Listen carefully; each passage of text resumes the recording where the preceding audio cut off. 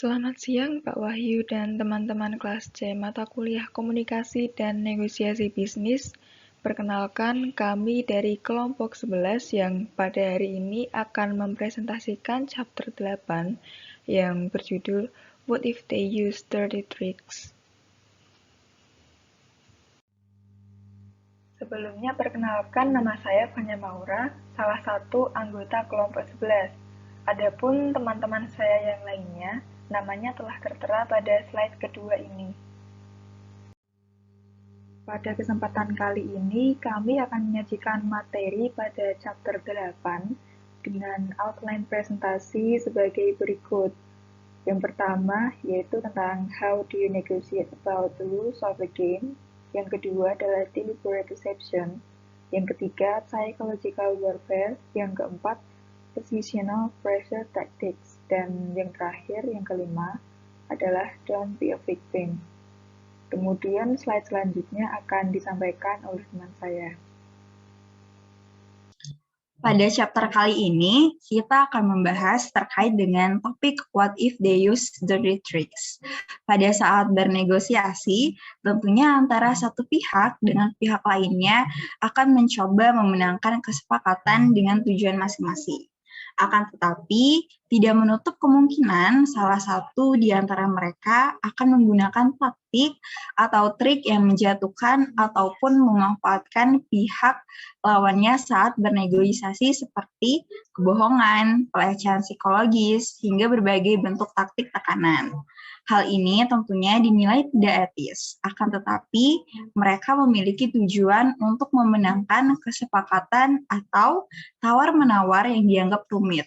Maka dari itu, diperlukan cara bernegosiasi dengan memperhatikan banyak hal dan kondisi. Next.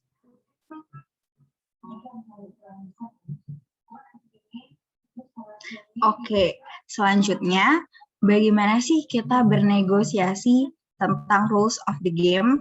Yaitu, cara yang pertama adalah separate the people from the problem, atau pisahkan orang dari masalahnya. Hal ini menggambarkan bahwa kita jangan menyerang pihak lawan dengan memfokuskan pada pribadi lawan tersebut, tetapi kita fokuskan pada masalah yang ada. Jangan melakukan negosiasi dengan penuh amarah terhadap pihak lawan. Seorang negosiasi yang baik akan memisahkan antara permasalahan pribadi dengan permasalahan yang dinegosiasikan. Contohnya, seperti apabila kita ingin bernegosiasi untuk membuat jadwal pertemuan atau suatu meeting, lalu pihak lawan mengusulkan untuk mengadakan meeting di siang hari, kita jangan pernah memberikan pernyataan seperti Anda sengaja ya menyusun jadwal meeting di siang hari karena ingin menempatkan saya di ruangan outdoor yang dimana akan terkena sinar matahari. Tetapi apabila kita merasa keberatan mengadakan meeting di siang hari, kita harus tetap fokus ke permasalahannya sepertinya matahari ini cukup mengganggu saya apabila kita ingin meeting di ruangan outdoor. Bagaimana jika kita mempercepat waktu meeting seperti di pagi hari atau ketika sebelum matahari belum terlalu terik? Atau haruskah kita merevisi jadwal pertemuan ini? Hal tersebut akan lebih baik karena kita fokus pada masalah yang ada, tanpa dicampurkan dengan emosi pribadi.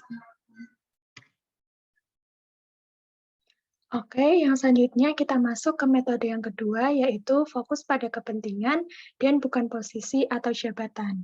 Jadi kita harus memahami sebenarnya apa sih kepentingan yang terlibat dalam proses negosiasi ini. Nah, untuk memahami itu, kita dapat mulai dengan menanyakan kenapa atau mengapa. Salah satu teknik dasar adalah menempatkan diri kita pada posisi pihak lawan. Periksa setiap posisi yang mereka ambil dan tanyakan pada diri sendiri mengapa. Kita juga dapat bertanya langsung kepada pihak lawan mengapa ia mengambil posisi tertentu. Kemudian yang selanjutnya adalah tanyakan kenapa tidak. Pikirkan tentang pilihan mereka. Salah satu cara yang paling berguna untuk mengungkap kepentingan adalah yang pertama-tama mengidentifikasi keputusan dasar yang mungkin dilihat oleh pihak lawan dan kemudian bertanya mengapa mereka tidak membuat keputusan itu. Apa sih kepentingan mereka yang menghalangi? Nah, misalnya kamu bisa bertanya seperti ini. Mengapa Anda menempatkan diri Anda di media pada posisi yang ekstrim? Apakah Anda mencoba melindungi diri Anda dari kritik? Atau apakah Anda melindungi diri Anda dari perubahan posisi Anda? Nah, kemudian masuk ke metode yang ketiga, yaitu invent option for mutual gain. Jadi, kita coba memberikan sarankan sebuah alternatif untuk dimainkan.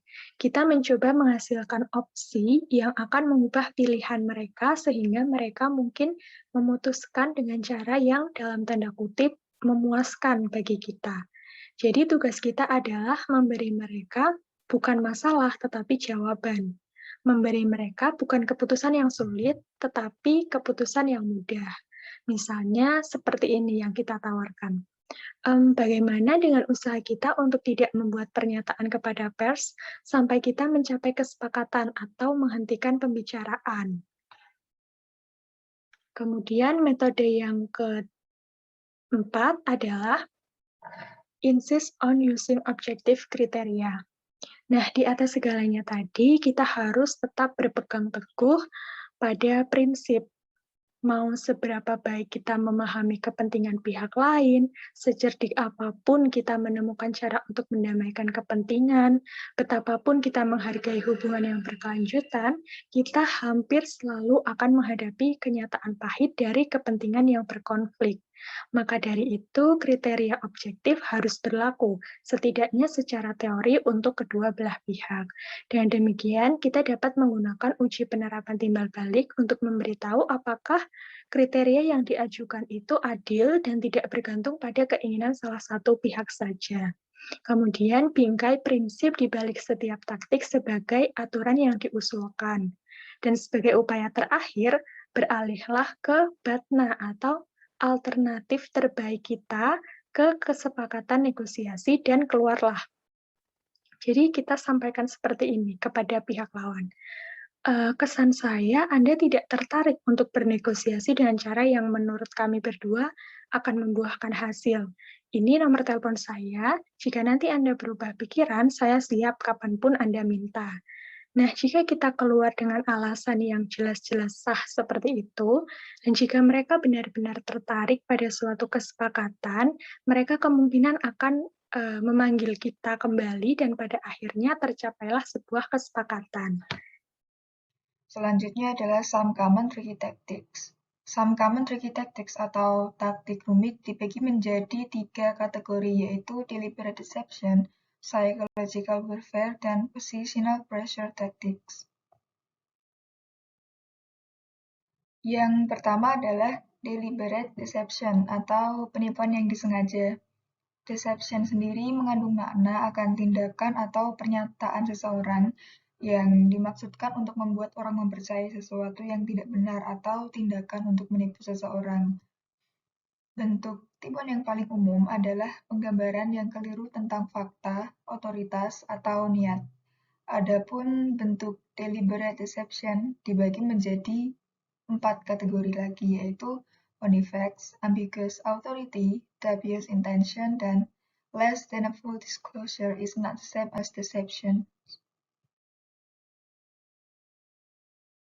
Deliberate deception yang pertama adalah only facts, yaitu bentuk tertua dari tipu muslihat negosiasi. Hal ini adalah dengan membuat pernyataan palsu yang disengaja. Misalnya, seorang penjual mobil membuat statement bahwa mobil yang dijual hanya dikendarai 5.000 mil oleh pemilik terdahulunya yang merupakan seorang wanita tua dan tidak pernah melaju lebih dari 35 mil per jam atau sekitar 60 km per jam. Supaya tidak terjerumus dalam pernyataan-pernyataan yang belum tentu benar, kita harus menerapkan salah satu poin penting dalam negosiasi berprinsip, yaitu separate people from the problem atau pisahkan orang dari masalah. Dalam bernegosiasi, kita harus membedakan atau memisahkan persepsi, emosi, dan kata-kata seseorang. Mengapa demikian? Hal ini karena people are not the problem, dan jika kita mendekati masalah seolah-olah orang-orang yang terlibat adalah masalahnya, maka kemungkinan besar kita tidak akan berhasil kecuali apabila kita memiliki alasan yang kuat untuk mempercayai seseorang. tetapi sebaiknya hal ini jangan dilakukan. Meskipun demikian, ini bukan berarti kita melabeli seseorang sebagai pembohong atau penipu, melainkan berarti membuat negosiasi berjalan secara independen tanpa melibatkan faktor kepercayaan atau trust, karena faktor ini berpotensi menimbulkan bias dalam negosiasi. Nah, kembali ke kasus penjual mobil tadi, data total perjalanan yang telah ditempuh sebanyak 5.000 mil dan kecepatan yang tidak lebih dari 35 mil per jam mungkin terdengar masuk akal jika pemiliknya adalah wanita tua. Namun, kita tidak bisa hanya berpedoman pada statement si penjual tadi. Untuk memastikannya lagi, mungkin kita harus memeriksa kondisi mesin mobil. Bentuk deliberate deception yang kedua adalah ambiguous authority atau otoritas yang ambigu.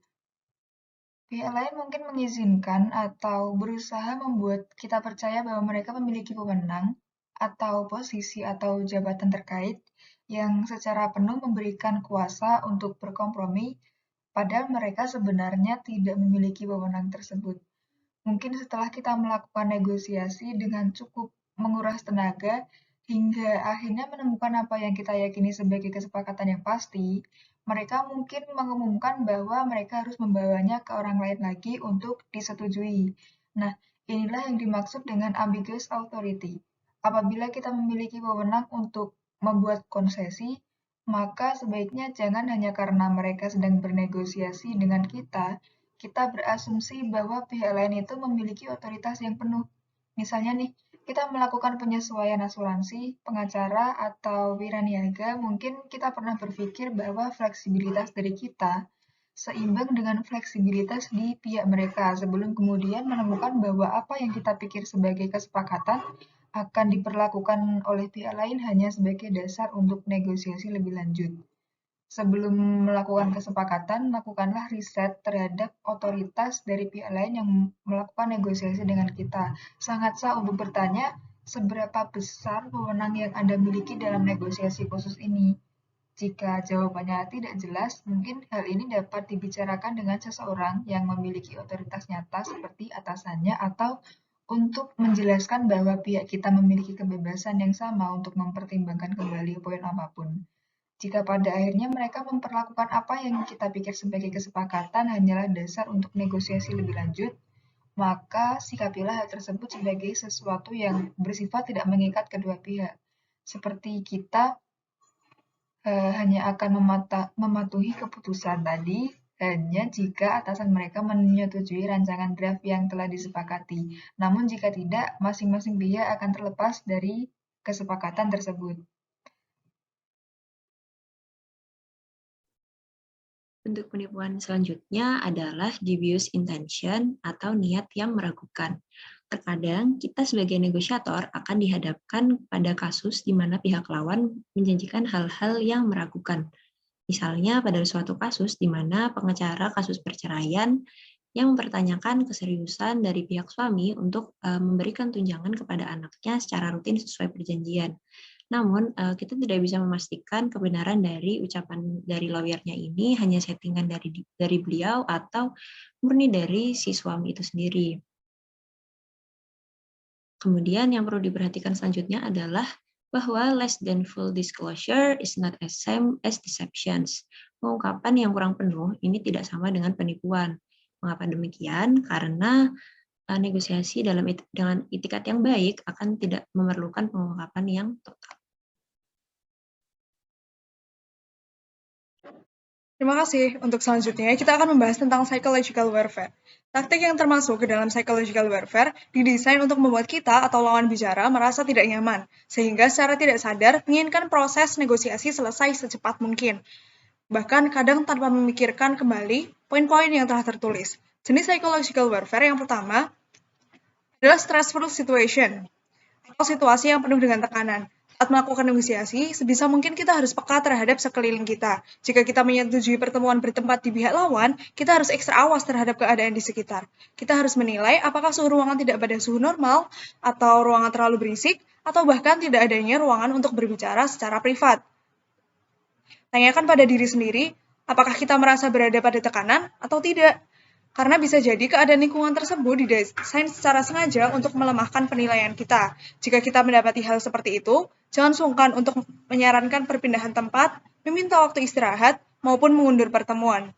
Ingat bahwa sudah menjadi tugas kita untuk mengidentifikasi masalah, membicarakannya dengan pihak lawan, untuk kemudian menegosiasikan lingkungan negosiasi yang lebih baik dengan objektif dan berprinsip. Sebagai tambahan, terkadang bernegosiasi di area lawan kadang lebih menguntungkan. Hal ini dikarenakan mereka bisa lebih rileks sehingga memungkinkan untuk lebih terbuka terhadap saran yang kita ajukan. Bahkan kemungkinan kita untuk walk out jika diperlukan akan lebih mudah. Dimanapun negosiasi dilakukan, kita harus tetap awas tentang konsekuensi tekanan yang ada. Yang kedua, mungkin kadang secara tidak sengaja sering kita temui dalam kehidupan. Hal tersebut adalah personal attack, di mana dalam rangka memanipulasi lingkungan, pihak lawan kadang menggunakan komunikasi verbal dan atau non-verbal untuk membuat kita merasa tidak nyaman. Mungkin mereka mengomentari baju kita, membuat kita menunggu lama, melabeli kita dengan hal yang tidak benar, menatap dengan maksud merendahkan, atau membuat pernyataan seperti, looks like you were up all night, things doesn't work well in the office, atau you didn't know that, we're shame, untuk sekedar merendahkan kita sebagai lawan negosiasi mereka. Dalam meminimalisasi efek ini, kita perlu mengenali kapan lawan menggunakan taktik ini. Menyebutnya secara eksplisit di depan mereka juga memungkinkan untuk dapat menghindari kemungkinan pihak mereka untuk menggunakan taktik yang sama di masa depan. Selanjutnya akan dilanjutkan oleh teman saya. Terima kasih. Oke, taktik selanjutnya itu the good care or bad care routines. Nah, rutinitas orang baik atau jahat merupakan salah satu bentuk dari tekanan psikologis yang melibatkan penipuan. Rutinitas orang baik atau jahat merupakan bentuk manipulasi psikologis. Mengapa? Karena dalam hal ini satu pihak berpura-pura berada pada pihak Anda dan ikut serta membantu Anda dalam membuat kesepakatan. Namun, setiap kali Anda membuat kesepakatan, maka orang baik itu akan pergi ke orang jahat untuk melakukan persetujuan akhir. Nah, orang jahat ini akan menegosiasikan kembali kesepakatan yang telah dibuat oleh Anda dengan orang baik yang tadi. Nah, jika Anda masuk dalam kondisi ini, ada dua kemungkinan. Yang pertama, Anda dapat berakhir dengan kehancuran atau kegagalan karena Anda tidak memiliki kekuatan argumen dalam bernegosiasi. Atau kemungkinan yang kedua, Anda akan berhasil karena Anda memiliki argumentasi yang bagus dalam membuat keputusan. Selanjutnya itu ancaman. Ancaman merupakan tekanan yang diberikan pada proses negosiasi. Ancaman ini merupakan salah satu taktik yang paling sering disalahgunakan dalam negosiasi. Kenapa? Karena ancaman lebih mudah dibuat dibandingkan dengan tawaran. Ancaman hanya memerlukan beberapa kata di mana jika kita berhasil melakukan ancaman, maka kita tidak perlu melakukan kata-kata yang menjadi ancaman tersebut. Ancaman memiliki kekurangan karena ancaman dapat menyebabkan bumerang di mana akan menjadikan ancaman balasan yang nantinya akan menjadikan negosiasi melemah, bahkan dapat membuat suatu hubungan menjadi hancur. Karena dalam ancaman, pasti pihak lawan merasa terintimidasi dan akan membuat perasaan tidak nyaman, bahkan perasaan benci yang pada akhirnya akan merusak sebuah hubungan yang awalnya baik-baik saja menjadi hubungan yang tidak baik-baik saja. Nah, secara umum, negosiator yang baik jarang menggunakan ancaman dalam proses negosiasinya karena mereka memiliki cara lain dalam mengomunikasikan negosiasi. Nah, dengan mempertimbangkan konsekuensi yang nantinya akan terjadi lebih baik dibandingkan dengan menggunakan cara ancaman yang tadi. Nah, mengomunikasikan negosiasi dengan menggunakan peringatan jauh lebih baik dan sah daripada menggunakan ancaman dan tidak rentang terhadap balasan. Nah, agar ancaman menjadi efektif, maka harus mengomunikasikannya secara benar. Nah, dalam sisi baiknya, ancaman dapat menjadi keuntungan politik untuk pihak yang memberi ancaman tersebut.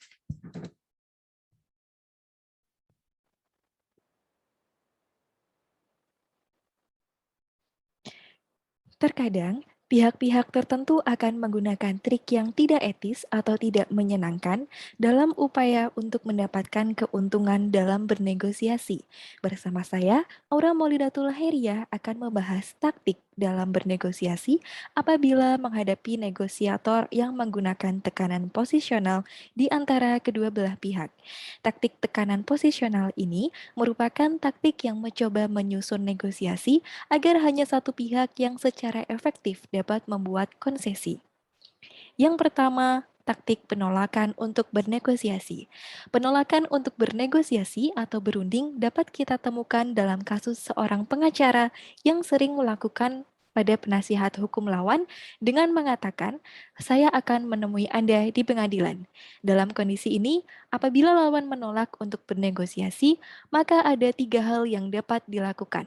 Yang pertama, mengajak pihak lawan untuk membicarakan syarat apa saja yang harus kita penuhi sebelum bernegosiasi, sehingga negosiasi dapat dilakukan. Yang kedua, berkomunikasi dengan pihak lawan, menanyakan mengapa mereka tidak mau bernegosiasi. Pertanyaan ini dapat ditanyakan secara langsung maupun melalui pihak ketiga. Hal ini dilakukan untuk mengetahui latar belakang mereka mengapa tidak mau bernegosiasi. Apakah disebabkan karena mereka tidak percaya adanya kemungkinan persetujuan di antara kedua belah pihak. Yang ketiga, menyarankan beberapa alternatif seperti bernegosiasi melalui pihak ketiga, mengirim surat, atau menggunakan individu pribadi seperti jurnalis untuk membahas permasalahan tersebut.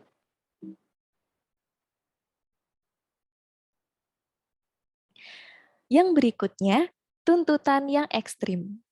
Taktik ini dapat dijumpai ketika negosiator memulai menawarkan proposal ekstrim seperti menawarkan harga rumah senilai $75.000 padahal rumah tersebut bernilai $200.000. Tujuannya adalah untuk menurunkan pihak lawan. Negosiator akan memperkirakan bahwa posisi awal yang ekstrim akan memberikan mereka hasil akhir yang lebih baik dengan memecah perbedaan di antara posisi mereka. Tentunya ada kekurangan dari taktik ini, di mana pada pendekatan ini negosiator dapat rusak kredibilitasnya. Pembukaan seperti itu juga dapat mematikan kesepakatan. Jika mereka menawarkan terlalu sedikit, mungkin pihak lain akan berpikir bahwa negosiator tidak dapat mencapai kesepakatan.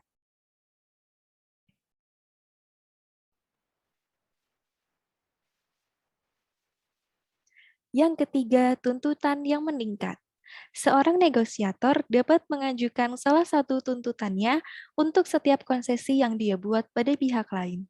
Namun, dia juga dapat membuka kembali permasalahan yang sebelumnya telah dipikir berhasil diselesaikan. Manfaat taktik ini terletak pada pengurangan konsesi secara keseluruhan dan juga pada efek psikologis sehingga membuat pihak lawan ingin segera setuju sebelum dia mengajukan tuntutannya lagi. Contohnya adalah pada Perdana Menteri Malta menggunakan taktik ini dalam negosiasi dengan Inggris Raya pada tahun 1971 mengenai harga hak pangkalan Angkatan Laut dan Udara. Setiap kali orang Inggris mengira mereka telah mencapai kesepakatan, pihak Malta akan berkata, "Ya, setuju." Tetapi masih ada satu masalah kecil. Dan masalah kecil itu akan berubah menjadi uang muka senilai 10 juta pound sterling atau pekerjaan yang dijamin untuk galangan kapal dan juga pekerja pangkalan selama masa kontrak. Ketika kita menyadari hal ini dalam bernegosiasi, maka kita dapat meminta perhatian mereka dan juga mungkin istirahat sejenak sambil mempertimbangkan atas dasar apa kita ingin melanjutkan negosiasi. Hal ini dapat menghindari reaksi impulsif sambil menunjukkan keseriusan dari perilaku pihak lawan. Selain itu, kita juga dapat bersikeras pada prinsip.